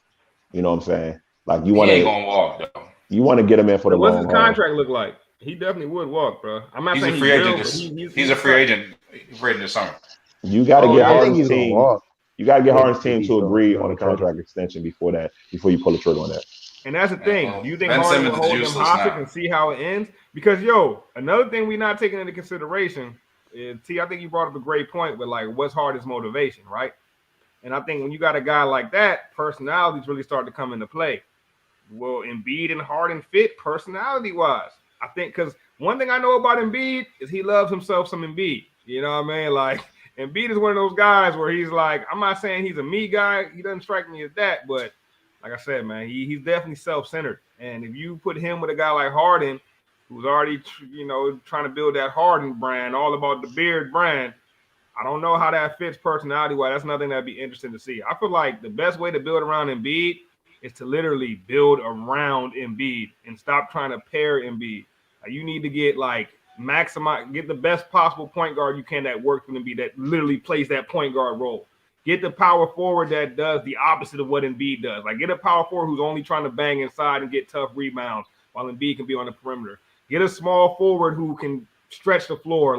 They got to really build around Embiid and stop just trying to pair him with another superstar. Because I feel like Embiid is the type of guy that if you build around him, you might have something special. But you keep trying to, microwave a superstar with him. I just don't want to see Embiid's prime wasted. And I can see that happening.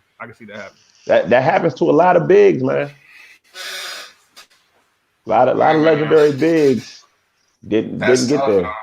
You make a good point, man. But Daryl Morey, man, clock is ticking on the NBA trade deadline, and people are watching. What they do is going to determine, like you said, Embiid's playing quality basketball right now, and his prime is now. So will they make a run? Will they let Ben Simmons sit on ice for the remainder of the year? I don't know. Either way, they got to make the right move, certainly. So remains to be seen, man. We've been dealing with this ever since that whole choke situation. Scruff, you don't want to hear this, man, but worst possible scenario is, man, this thing gets stretched to free agency, and the Wizards find a way to move Bill, freeing up cap space to bring in Harden. Harden would fit so perfectly with the Wizards because he will give you everything that Russ gave you, but he's a better scorer, and he's probably a better facilitator. So, like I said, if you guys are gonna get him now. I just want to leave with that. If you get him now, and I wish it happens because I would like to see that. I hope so too. It would definitely be interesting to have Embiid and Harden on the same team. Yeah, man, it would be. Definitely hoping for it, man. So big twos are better than big threes, because you can have multiple big twos. I would love to see big twos versus 3 or 4 big threes. I would like to see NBA Jam, Hardaway and Mourning, Peyton and Kemp.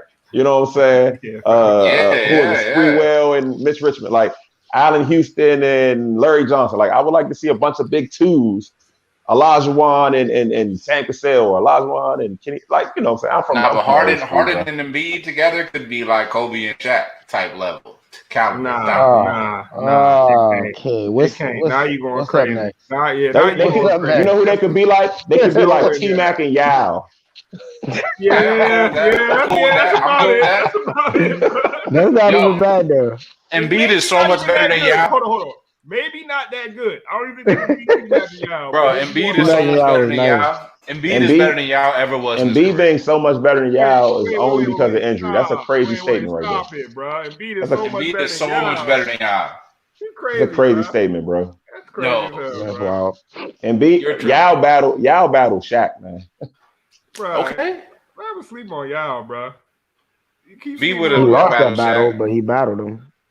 Yeah, so what? Yeah, exactly. Thank you. Yao was in the era where big men still existed, man. There's no big men. Embiid is having his way with a bunch of guys that are 210, 220. Yeah. Whatever. Bro, Yao disrespect, I would not tolerate, bro. Embiid is better than Yao, bro. Embiid is better than Yao. Yao would probably lock Embiid up. If all things being fair, I think Yao could defend Embiid. Embiid would abuse Yao. Are you kidding me? You crazy as hell, bro. Nah, you crazy as hell, bro. Embiid what you going off? What you going off, bro? What are you going off? We need an IG vote on that. Embiid or Yao. I like that. Ming had a 3 to 4 year stretch, bro, where he was legitimately it was. I'm not saying he was looking like he was gonna catch Shaq, but it was bro, Shaq was it was yo, Yao can ball with. He could really ball with Shaq, bro. He was Shaq's only issue ever. Shaq really couldn't guard Yao for real. Yao turnaround jumper was money. Yeah. All day, bro. Here we go. Somebody always got. I think it's who is this, bro? This is my man, Paul Nice, man. Hey, we know one thing. Aurora Borealis. This guy definitely wants to see James Harden in Philly. He wants to see that perfect evolution. Bro, that's crazy how people just forget about my man just straight through Yao.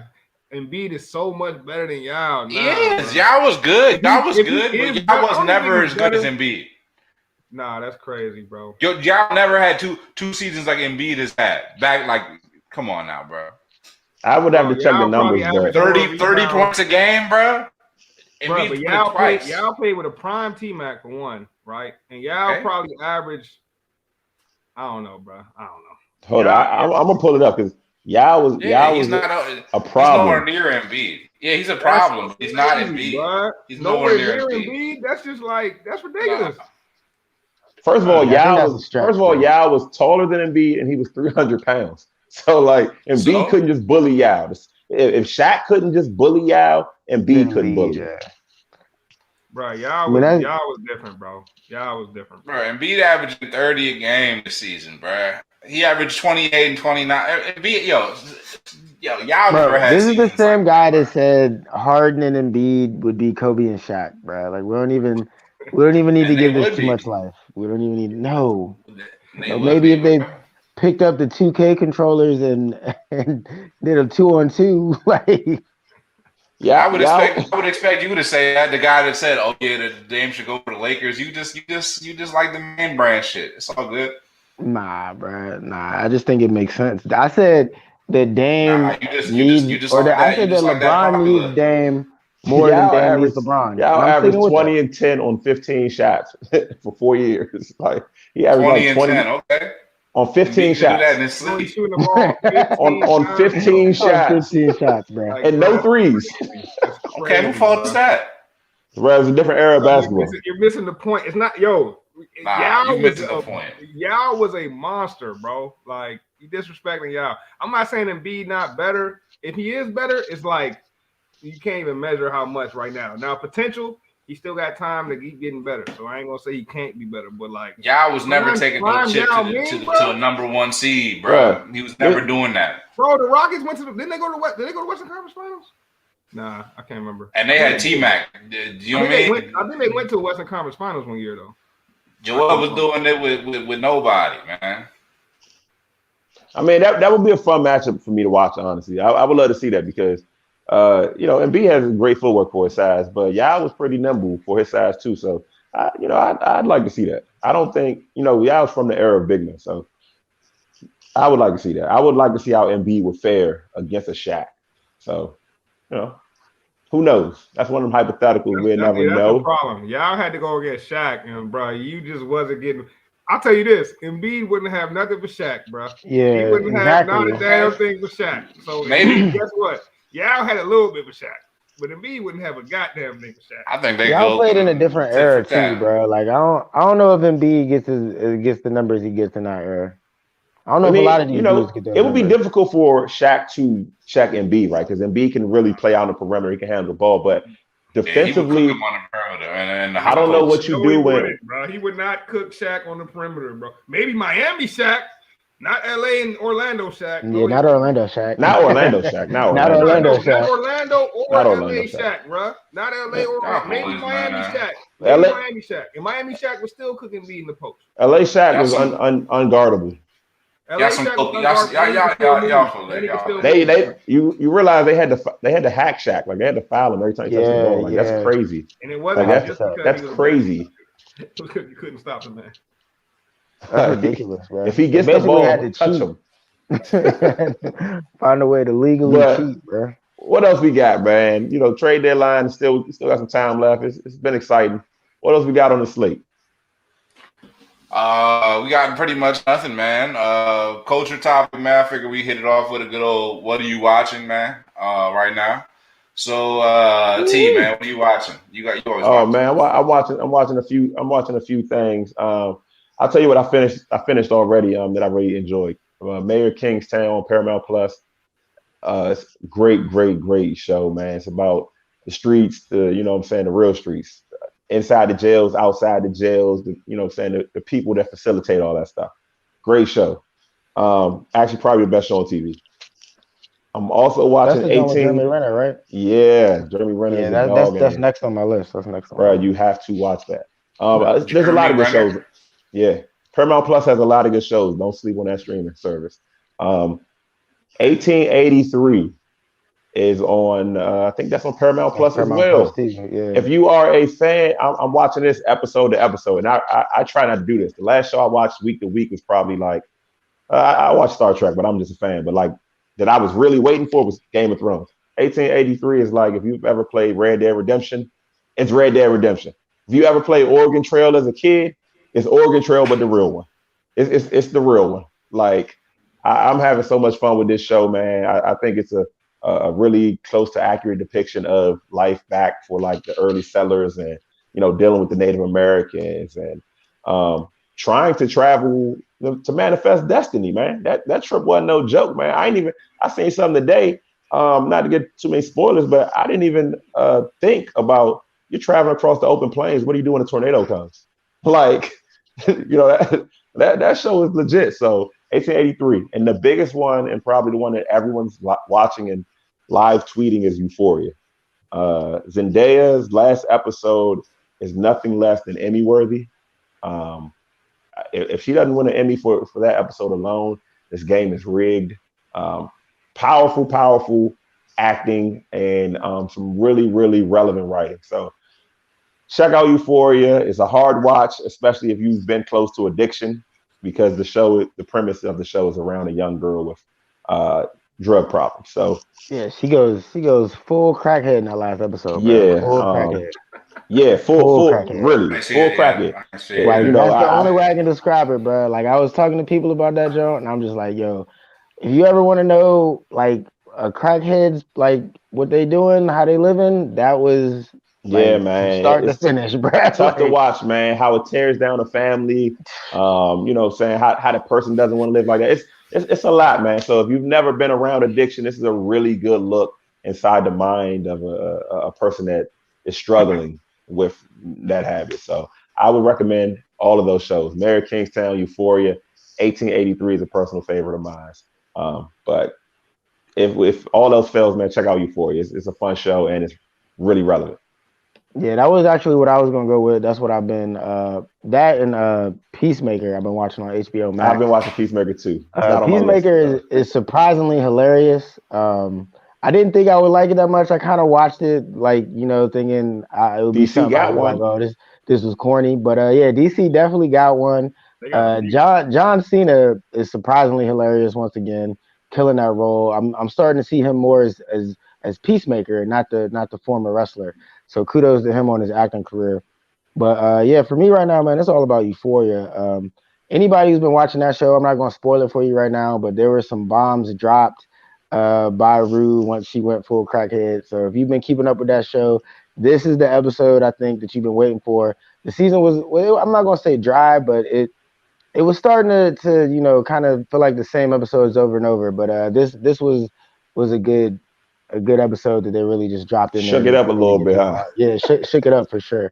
So for me, it's been Euphoria. Like T said, that's definitely top tier show. Everybody needs to check it out. It is a hard watch, but other than that, if you want something a little bit more lighthearted, a little bit, for lack of a better word, stupid, Peacemaker is perfect. It's hilarious, dumb, and it's just one of them shows that you're gonna watch it and wind up loving it for no real reason. You're like, what the hell am I watching? Like the Eagle. Like I still don't even get the Eagle. Like that show is ridiculous, bro. I mean, if you want to see superheroes, aliens, butterflies, white supremacists.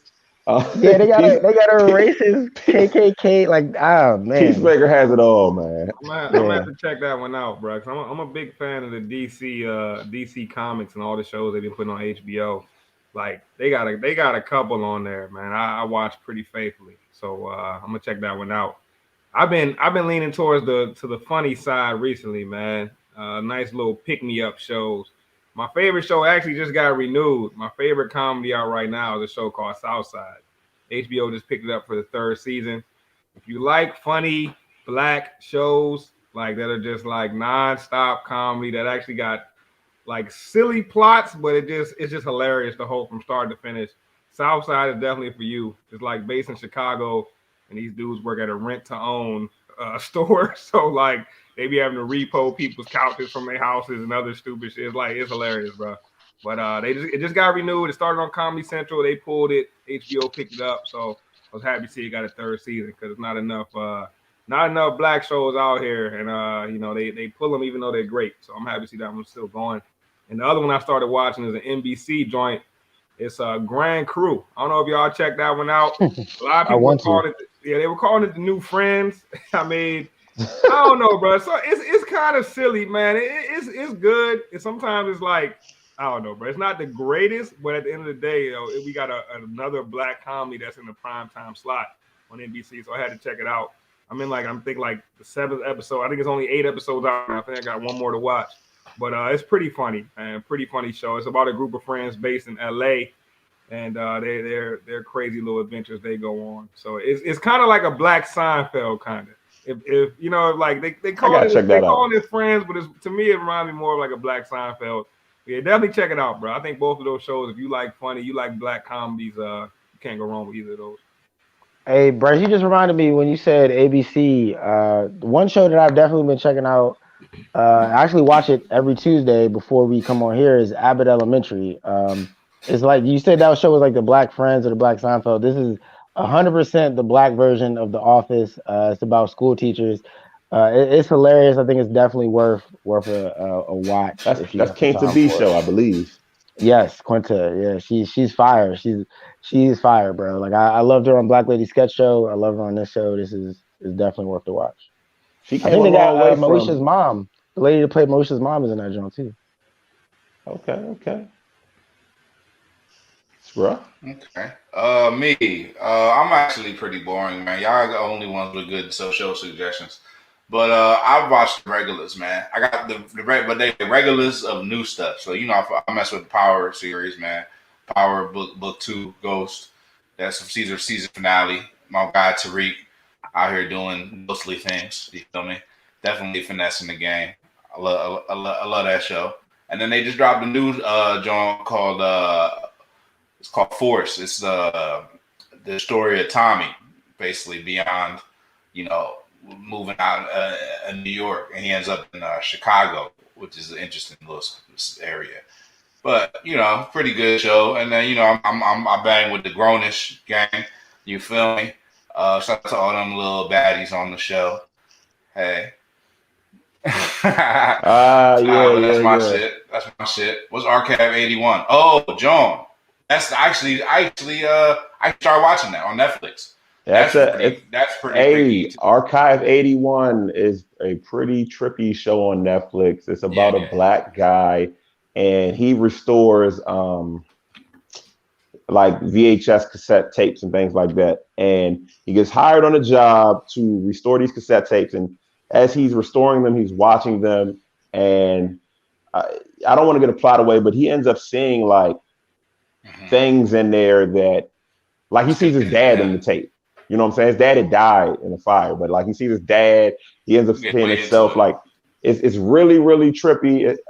You got Archive 81 is a good show, man. If you're into like paranormal stuff, different timelines and things like that. And see, that's one way of explaining it. But like, I feel like the better way to explain it is he gets hired to basically this girl goes missing, and she was doing a documentary on some house that was basically haunted, and the dude hired this dude to like come to like basically go through the footage and find her. But when he's going through the footage, there's like, you know what I'm saying, weird stuff going on with the footage, bro. Like some spirits in that joint. It was crazy. I really did enjoy Archive 81. It's good, bro. It's one of them joints that might make you like consider your surrounding. You be like, okay, I'm about to go to bed. Like, I think I'm gonna turn this off. Like, it's pretty good. It is creepy. That is a show. As an adult, like if you watch that on your own, you still might be like, yeah, like Scruff said, we gonna pick this up in the morning with some daylight. You said it's on Netflix? Yeah, it's on Netflix. I'm about to watch that tonight, bro. It's on Netflix. The black dude in it, he's a pretty good actor. Oh, I got 2 more shows. Ozarks, it's the last season. I watched the first 7 episodes. Oh, that John was crazy. Ozarks.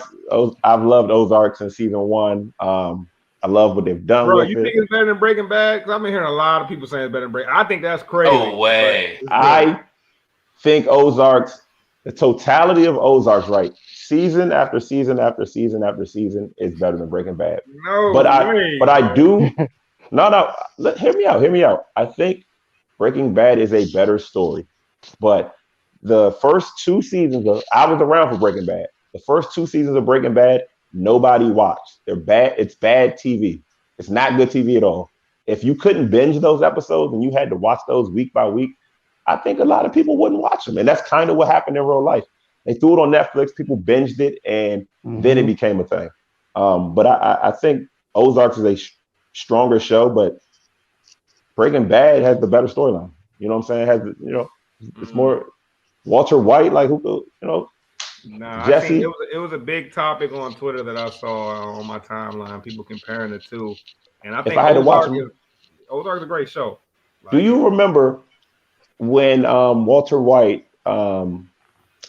threw like some drugs on the ground and exploded like season 1 to like kill a drug dealer or something? It was like something totally ridiculous. I do think I remember what you're talking about. It's like towards the end of season 1. There's a couple crazy things that happened, but I think Ozark for me is mad predictable, right?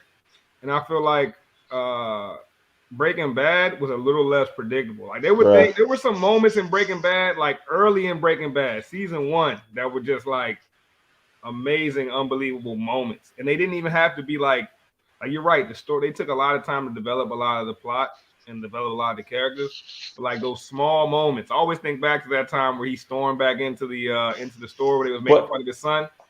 And it was like those little moments, like those don't exist in Ozark, bro. Ozark is just like boom, boom, boom. Like, but if you think about it, right, Ozark is Breaking Bad, right? Ozark is it's a copy. Right. It really is about like we present a problem. How are they going to find a solution for the problem?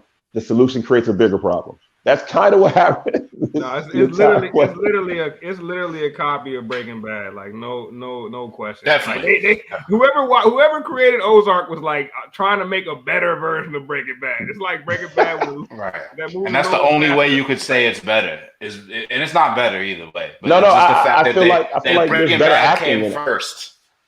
You know, there's better acting in Ozarks, right? I think Darlene is an iconic performance. Jason Bateman. Darlene is great. Darlene's great. Bateman's great. Ruth. I think they probably have more resources. I hate you, Marty. Do they not have the exact same wife though? Like it's literally to me, it's annoying, like these wives are exactly the same. Problematic, like doesn't help any situation. I be feeling bad for my man Marty, yo. They don't have the same son though, but shout out to Jonah, man. He the only real one on there, man. Hey. I had another show for y'all, but you know what I'm saying, slipped my mind just that fast. Because we got on them Ozarks. I do enjoy them Ozarks. Yeah. I feel like they cut this season mad short. Oh, I don't know the name of this show. It's on HBO. It's a sketch show. No, it's not a sketch show, but it's like a anthology type show where you don't have to watch every episode, but like if you watch them in order, it is a storyline. Oh, I know what you're talking about. Yeah. The dating joint. You talking about Love Life? Yes, the black dude in Love Life with the black dude season. Yeah, that's my joint. That's my joint. That's a joint you could. It's a fun show and it's cool to watch with your girl. Like you're gonna laugh, but that's a good show, man. Because they try to do my man dirty, bro. No, he ran into some real issues. Then he ran into a girl from PG County. Yeah, no. Messed his head up. When he ran into shorty that was in college, bro, I was like, yo, they doing my man dirty right now, bro. Have my man in the dorm room. Was like, yo. My man had a guy's worst nightmare.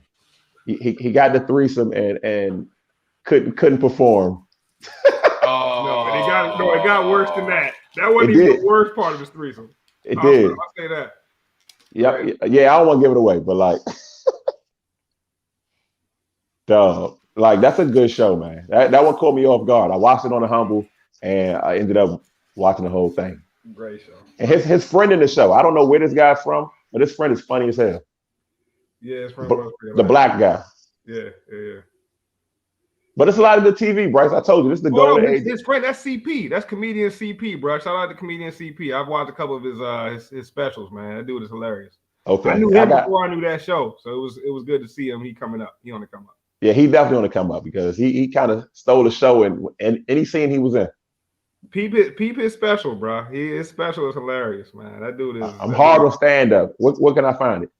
It's on YouTube. He hasn't made it like to Netflix specials or anything else, but he's also on. I don't know if y'all ever watched the YouTube content, but he's on this show called Roast Me on YouTube, where it's basically like they have these comedians sit around and just roast each other, bro. Like they be in the classroom and just going on each other. And when I tell you he cooks everybody, bro, like it's not close. Anyone that's in front of him, he cooks them, bro. Every time. All right, I'm gonna check him out. Yeah. Man, we be giving the people some gems on what are you watching, yo. I don't know if y'all keeping up, but like, Bruh, we cover if they should take a list down because I don't think we missed. Nah, not yet. Shit. Not yet, at least.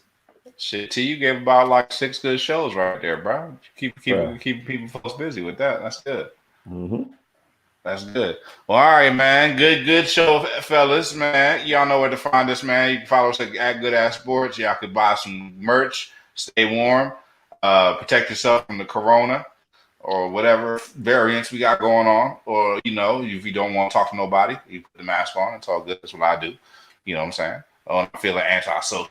But, yeah, man, it's a great episode, fellas. Super Bowl this weekend. We're going to see Put Up or Shut Up for Big Romy Rome. And Matt Stafford. So, you know, let's see how this affair will end, man.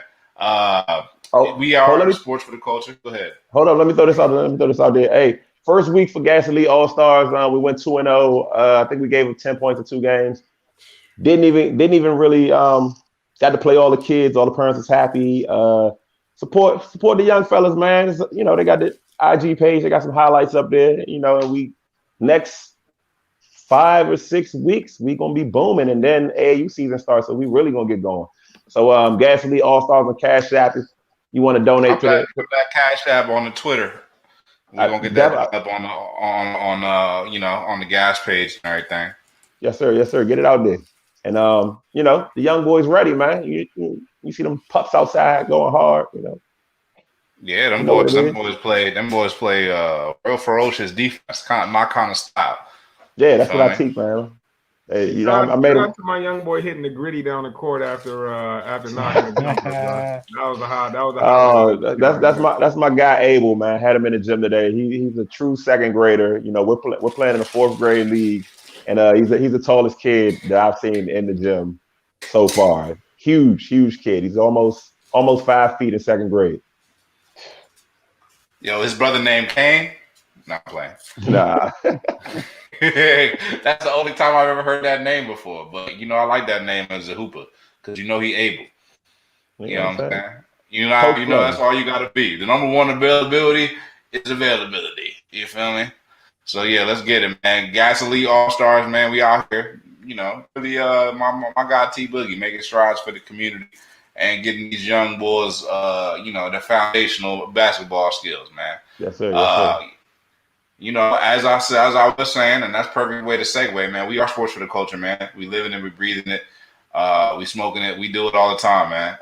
Gas presents sports for the culture. You know how we close it out, man. Sports for the culture. Sports for the culture.